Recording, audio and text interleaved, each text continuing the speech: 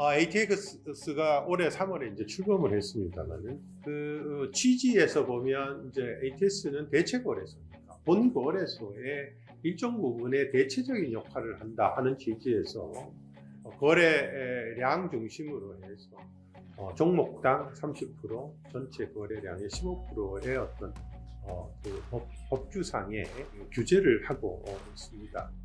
그런데 저희는 이제 6시간 30분 거래를 하고 정규적으로 거기는 12시, ATS는 12시간 거래를 합니다. 그 다음에 최선 집행 의무라고 해서 어떤 투자자가 그 거래를 위탁 매매를 요청을 하면 결국 가장 유리한 시장에 가서 체결토록 하도록 되어 있습니다. 그런 면에서 보면 사실은 ATS나 저희 한국거래, 정규거래소는 한국거래소나 투자자 입장에서는 똑같은 거래소일 뿐인 거죠. 그래서 우선 주주 구성에 있어서도 한국거래소나 ATS는 거의 유사합니다. 증권회사로 주주들이 구성이 되어 있고, 그 다음에 최선 집행 의무와 관련해서 결국은 어느 거래소 간에 무차별적으로 그 투자자에게 유리한 쪽으로 체결이 되도록 프로그램이 오토매틱하게 되어 있고, 그 다음에 대체 거래소는 저희 외에 비추어서는 우리는 이제 여러 가지 오버헤드 코스트가 많지 않습니까? 시장 감시도 해야 되고 전체적으로 공시도 해야 되고 뭐 이런 등등의 오버헤드 코스트가 많은데 이 부분에 대한 부담이 현재는 없고 하니까 당연히 수수료 자체가 저희보다 20 내지 40% 정도 쌉니다. 그러니까 가만히 사실은 그냥 놔두면 15, 30%의 규제가 없다고 치면 놔두면 제가 보기에는 자연스럽게 50%가 넘어갈 거라고 생각합니다. 저 ATS 관련해서는 그러면 어떻게 저희는 이제 생각을 하느냐 하면 결국은 동등한 경제 환경을 만들었으면 좋겠다 하는 게 저희 생각입니다.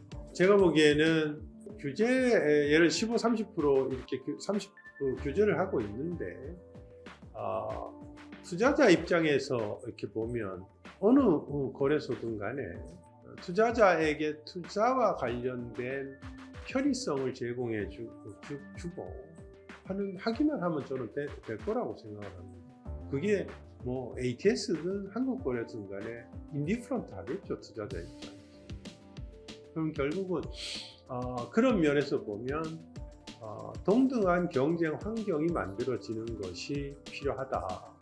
그리고 정책 당국의 입장에서도 15, 30%를 계속적으로 마켓쉐어를 규제하는 것이 과연 투자자 측면에서 계속 유지하기가 쉽겠나 하는 저는 생각도 합니다.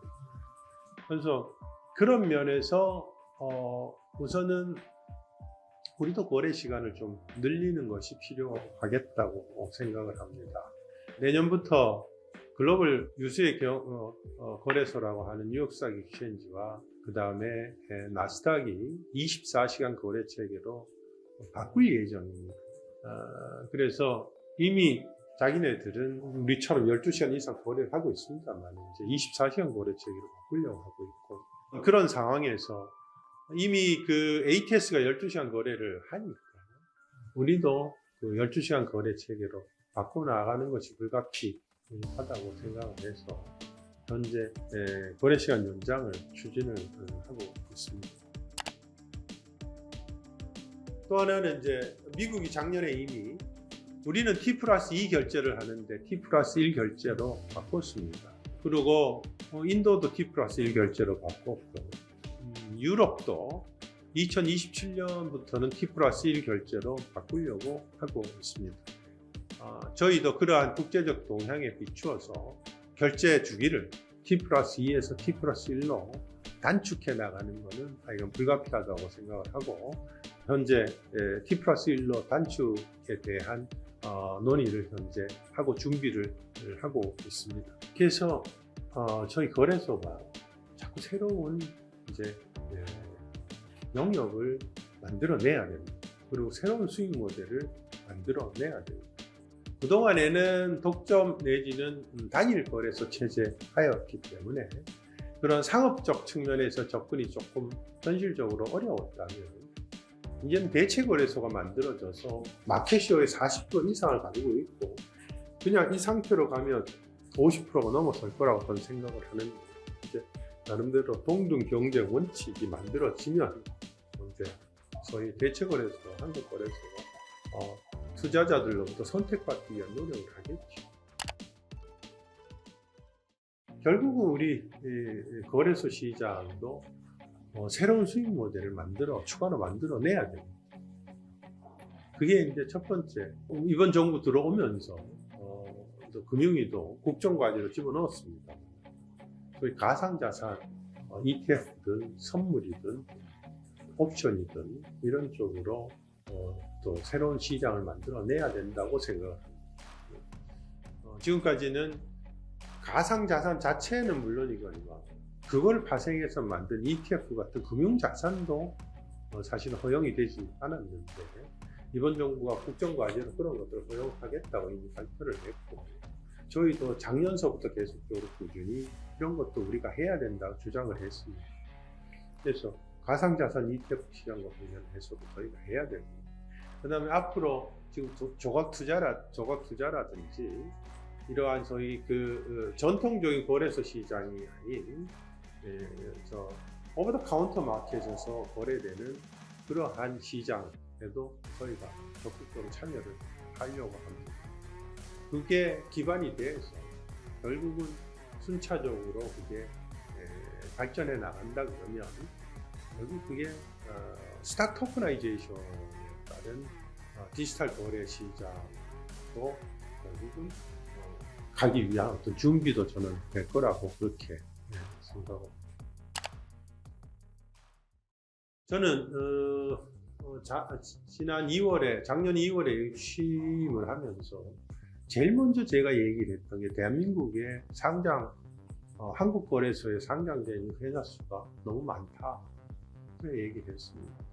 우리가 GDP 기준으로 보면 미국의 15분의 1이고 시가총액을 기준으로 보면 30분의 1입니다. 근데 상장 회사 수를 보면 미국이 5,500개고 저희가 2,800개입니다.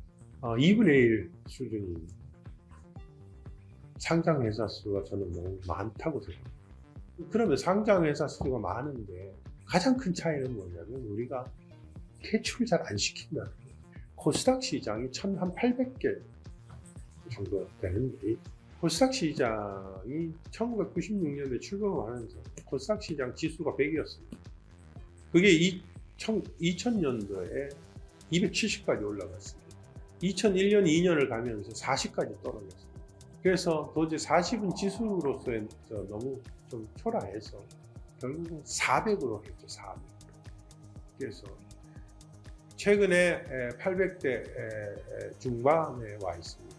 그런데 1996년에 코스닥을 출범을 시키면서 1000에 시작을 했다고 치면 지금 850입니다. 왜 그러냐?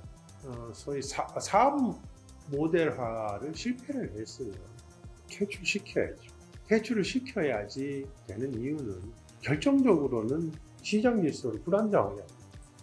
불공정 거래의 온상이 된다는 거죠. 그러니까 퇴출을 안 시키고 있으면 자꾸 그걸 가지고 백도어를 한다든지 자꾸 이런 쪽으로 활용될 수 있는 여지가 있고 그 과정에서 일반 개인 투자자들이 사실은 그런 불공정 거래 희생양이 되고 있습니다. 대부분의 사람들이 코스닥 시장에 투자를 할 때 물론 기업 분석 보고서가 나오는 경우도 없진 않습니다만 60% 이상이 기업 분석 보고서 자체가 없습니다. 그 회사가 어떤 펀더멘털을 가지고 있는지에 대한 분석보다는 소문에 사고 소문에 팝니다. 이런 시장에서 좀 바꿔 나가야 된다고 생각해요. 그래서 이번 정부가 들어오면서 우리 이재명 대통령께서 첫 번째 기관 방문이 우리 거래소였습니다. 한국 거래소였습니다. 그래서 가장 먼저 지적하신 게 공정거래 질서의 회복입니다. 그래서 작년서부터 계속 얘기해서 올 상반기에 금융위하고 협의를 잘 해서 상장 폐지 조건을 한 10배 정도로 강화시켰습니다. 그래도 저는 사실은 상장 폐지와 관련해서 좀 더 엄격해 해야 된다고 생각합니다. 상장 폐지가 기업을 망하게 하는 과정이라고 저는 생각하지 않습니다. 미국에서는 아까도 얘기를 했지만 프라이빗 파이낸싱이 역할을 확대해 오는 과정에서 스스로가 상장 폐지하는 경우가 많이 늘고 있습니다. 그래서 저희도 엄격한 상장 폐지 제도를 운영을 해야 된다고 생각합니다. 그런 차원에서 현재 우리도 코스피, 코스닥, 코넥스 이렇게 되어 있는 시장 구조에 대한 개편에 대한 검토를 저희가 시작을 하고 있습니다. 그래서 최종적으로 이제 여러 가지 대안들을 검토를 하고 또 의견을 수렴해서 최종적으로 결정을 해야 되겠습니다만 정책 당국의 결정에 따라서 협의해서 결정을 해야 되겠습니다만 이건 저희 시장 구조 개편도 중요한 과제라고 생각을 합니다.